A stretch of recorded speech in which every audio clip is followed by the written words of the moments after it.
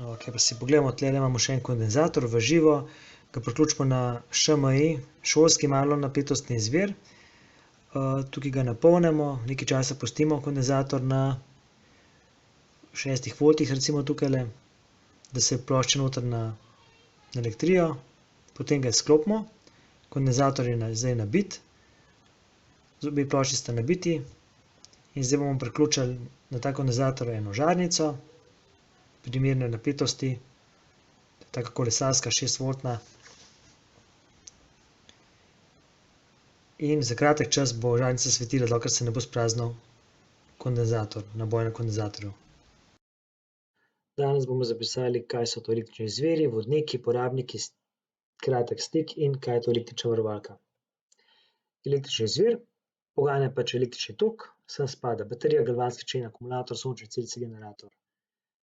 Potem električni vodniki so pa žice, narejene iz električno prevodne snovi, na primer kovin. Te snovi vsebujejo proste nosilce električnega naboja. Na drugi strani imamo pa izolatorji, ki pa nimajo prostih nosilcev električnega naboja, to so pa umetne snovi, guma, keramika. Električni porabnik je element v električnem krogu, skozi katerega teče električni tok. In ni električni izvir, na primer svetilka, televizija, mobilni telefon, karkoli imamo vključeno v električni izvir.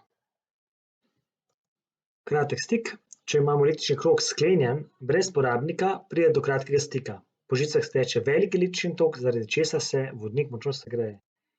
Takole imamo pač sklenjen električni krog in varovalka varuje, da če imamo sklenjen krog, se bo tule žička strgala.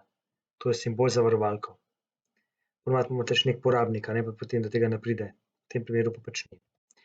Električna varovalka varuje električni vodnik in električne porabnike. Poznamo pa taljive pa avtomatske. Taljive so takole, ko ima noter žičko, ki se pač stali pa pretrga, če pride do kakšnih težav, prevelike preobremenitve.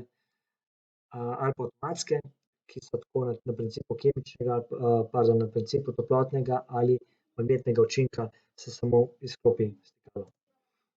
To na levi strani imamo primer omarice s klasičnimi varovalkami, na taljive nitke, kjer jih potem zamenjamo, pogledamo samo ta čepek, če je padel dol, to pomeni, da se je žička strgala in treba zamenjati z drugimi varovalkami. To je pa primer avtomatske omarice z avtomatskimi varovalkami. Tele varovalke so po avtomobilih ali pa motorjih, pogledamo samo to žičko, in če vidimo, da je pretrgana, je potrebno zamenjati. Tukaj še ena varovalka v stekleni. Takole vključimo avtomatsko varovalko, nastavimo 6 voltov in žarnica zasveti.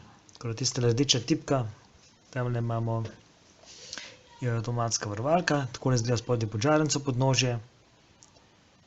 Zdaj bomo pa naredili kratek stik, tako da povežemo oba priključka plus pa minus. Žarnica se ugasne, varovalka se izklopi, vidimo, da je kazalec na koncu dol padel. In to je avtomatska varovalka, spet vklopimo.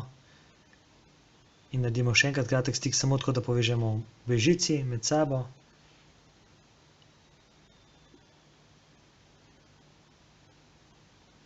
Avtomatska varovalka je ustavila električni krog. Imamo pa še dodatno varovalko klasično noter, natanilno žičko v tej stekleni ohišju. Ta pa še dodatno varuje, če bi bilo še kaj hujšega.